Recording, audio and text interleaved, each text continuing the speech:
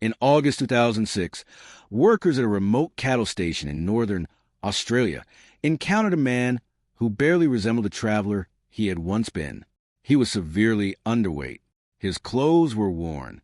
His body carried the visible effects of starvation and exposure. For 71 days, he had survived alone in one of the harshest environments on Earth. During that time, he had lived on insects, drank from a livestock dam, and endured conditions that would have overwhelmed many people within days. His name was Megee. Exactly how he ended up stranded remains the subject of debate. But what happened after he became lost is one of Australia's most remarkable modern survival stories. If you enjoy real survival stories based on documented events, subscribe to the channel and join us for more account of endurance, survival, and human resilience.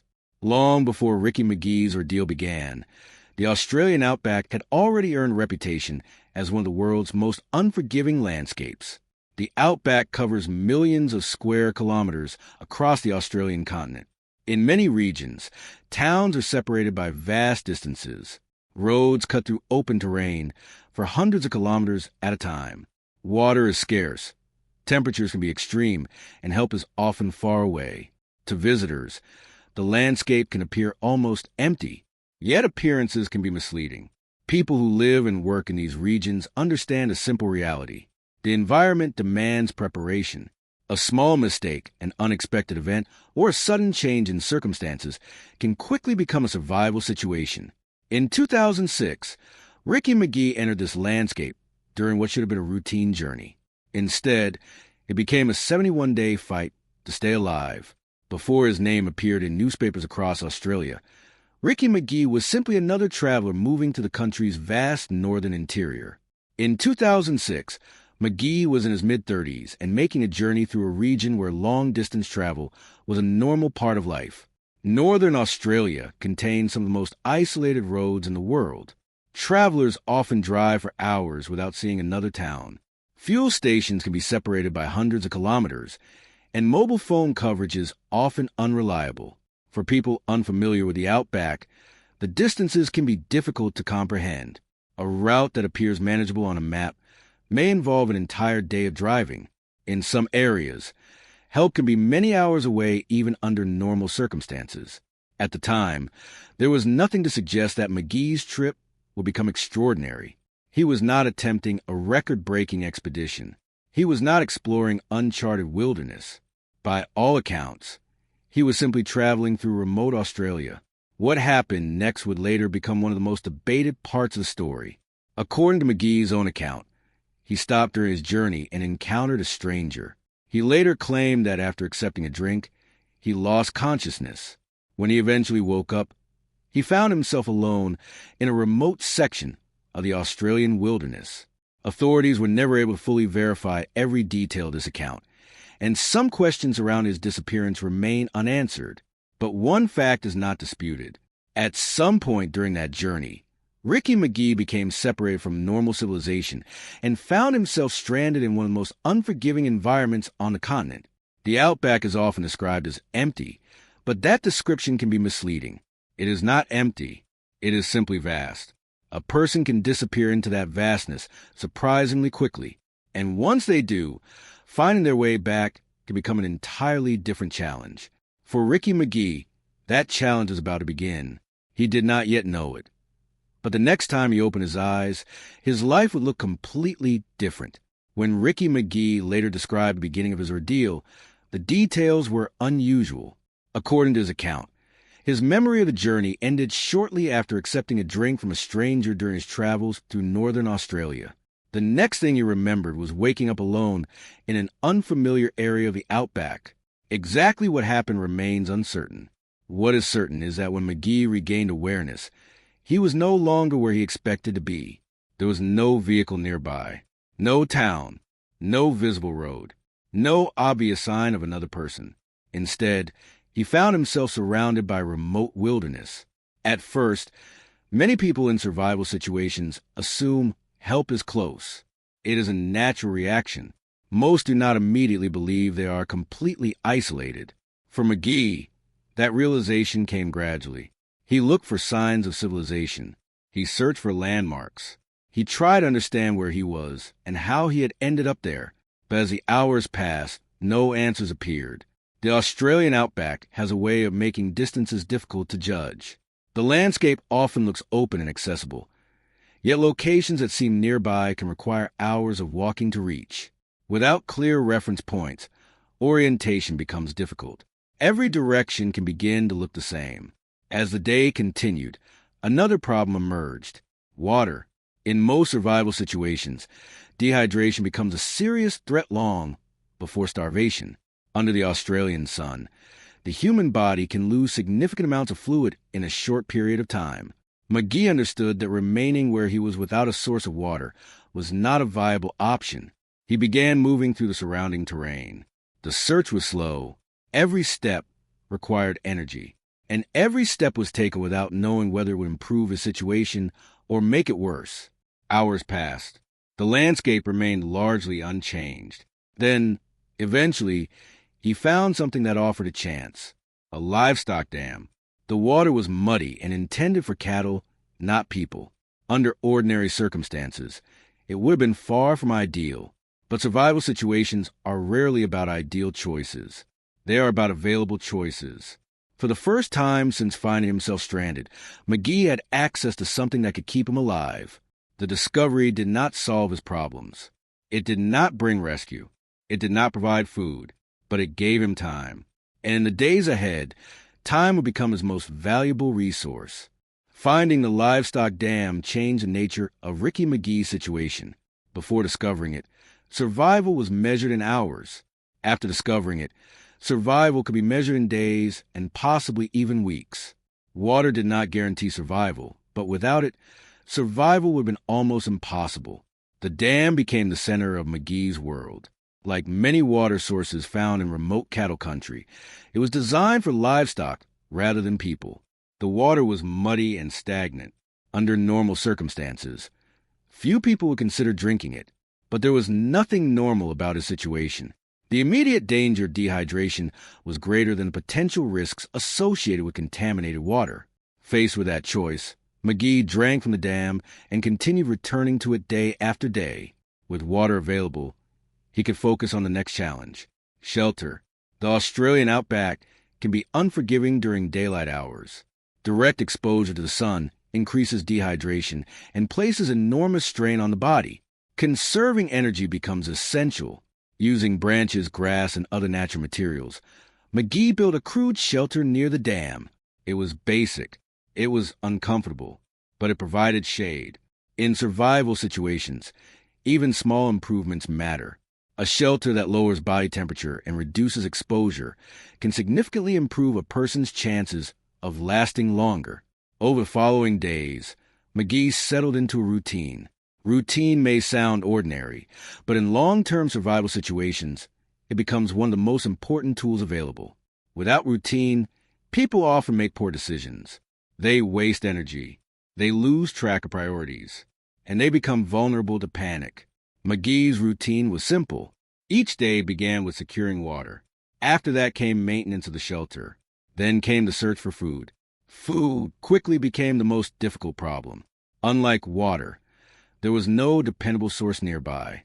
The surrounding landscape offered very little that could be easily gathered and safely eaten.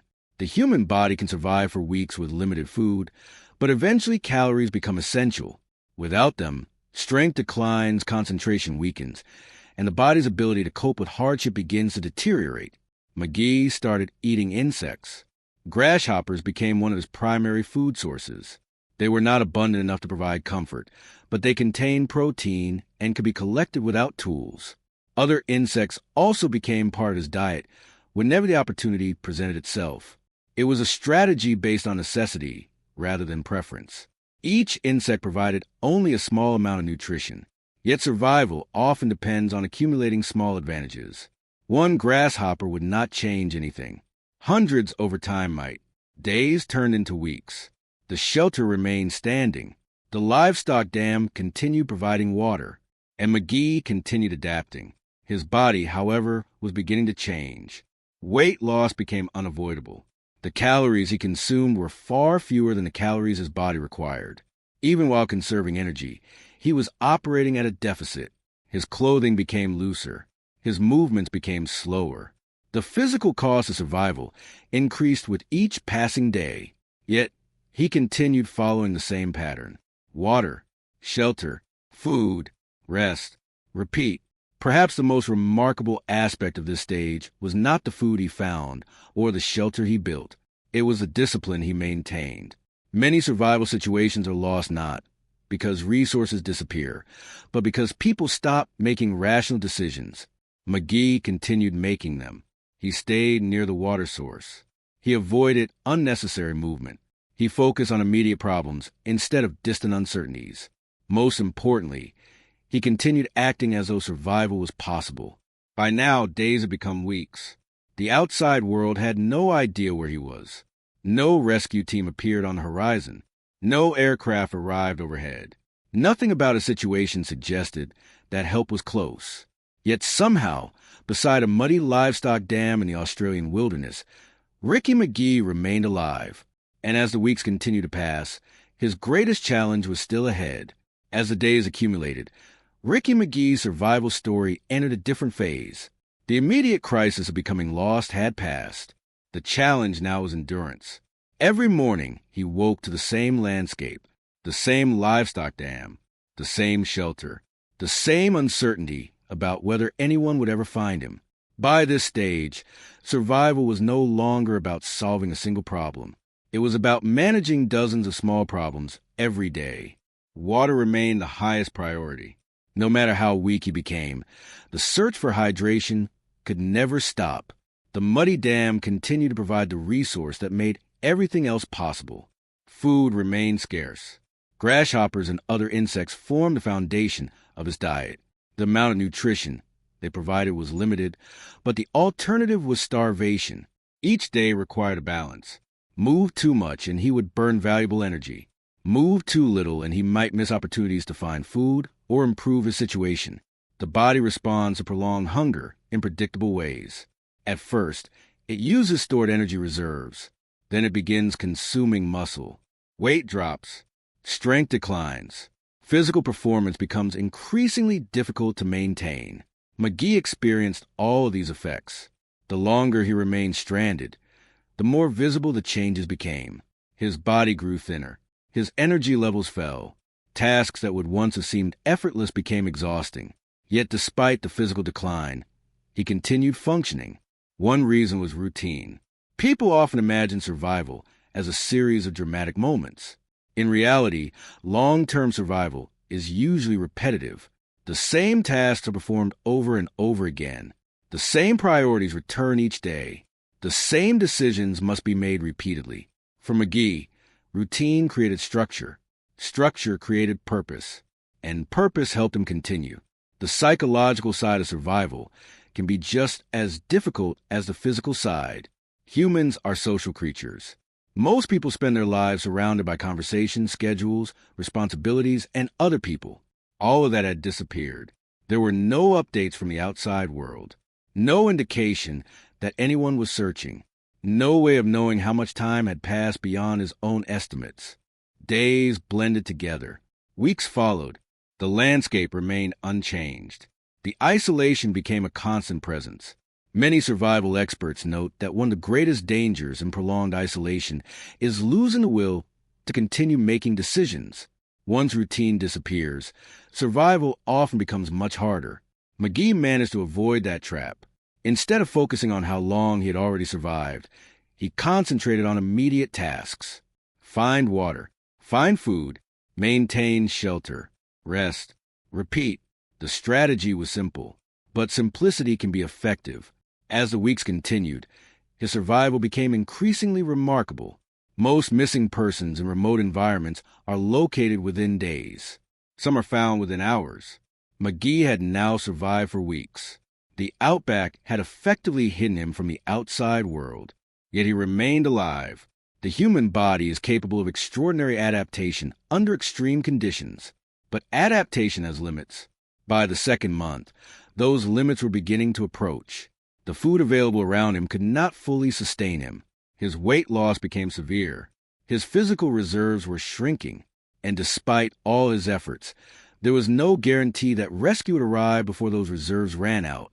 Still, each morning he continued. One day became another, then another, then another. Eventually, the total reached a number few people would have believed possible when the ordeal began. 71 days. And the struggle was not over yet. By the beginning of August 2006, Ricky Megee had survived longer than most people thought possible. More than 2 months had passed since he became stranded in the Australian Outback. The routines that had sustained him were still in place, but maintaining them was becoming increasingly difficult. His body had changed dramatically.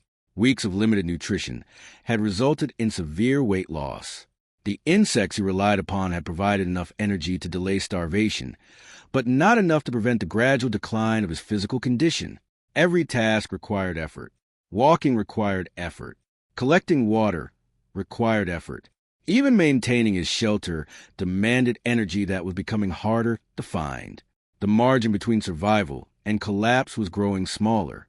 Yet despite his condition, Megee continued doing what he had done from the beginning. He focused on the next task, the next day, the next opportunity. Long-term survival often depends less on strength than persistence. By now, persistence was all he had left. Then, after 71 days in isolation, circumstances finally changed. The area where Megee had been surviving was located near a remote cattle station. Workers operating in the region eventually encountered him and immediately realized that something was wrong. The man standing before them was clearly in poor condition. He was severely underweight, exhausted, and visibly affected by weeks of exposure to the harsh environment. But he was alive. For the first time in more than 2 months, the burden of survival no longer rested entirely on his shoulders. Help had finally arrived. Medical treatment followed soon afterward. Reports from the time indicated that Megee had lost a substantial amount of weight during the ordeal. Recovery would take time, but the immediate danger was over. The circumstances that led to his disappearance remained controversial and were never fully resolved. Questions continued to surround parts of his account, but the central fact remained beyond dispute. For 71 days, Ricky Megee had survived alone in one of the most remote regions of Australia. Against the odds, he had endured, and now, at last, the ordeal was over. Ricky Megee's survival story is often remembered because of a single number, 71 days. It is a figure that immediately captures attention. Yet the true significance of the story is not found in the number itself. It is found in what those days required. There were no dramatic breakthroughs that suddenly solved his problems. No hidden supply cache. No extraordinary equipment. Instead, survival came from a series of simple decisions repeated over and over again. Finding water, building shelter, conserving energy, adapting to isolation, continuing when conditions offered very little reason for optimism. The Australian Outback remains one of the most demanding environments on Earth. Its distances can be deceptive, and its isolation can turn small problems into life-threatening situations with surprising speed. Ricky Megee's experience became a reminder of that reality. It also became a reminder of something else. Human endurance is often quieter than people expect. Many survival stories are remembered for dramatic rescues or heroic moments. This one is remembered because a man refused to stop adapting, day after day, week after week, until eventually another human being appeared and brought the ordeal to an end. The Outback remained unchanged, vast, remote, indifferent. But within that landscape, a 71-day struggle for survival became part of modern Australian history. If you enjoyed this documentary and want to hear more true survival stories based on real events, please subscribe to the channel, leave a like, and let us know which survival story you'd like to see next. Thank you for watching.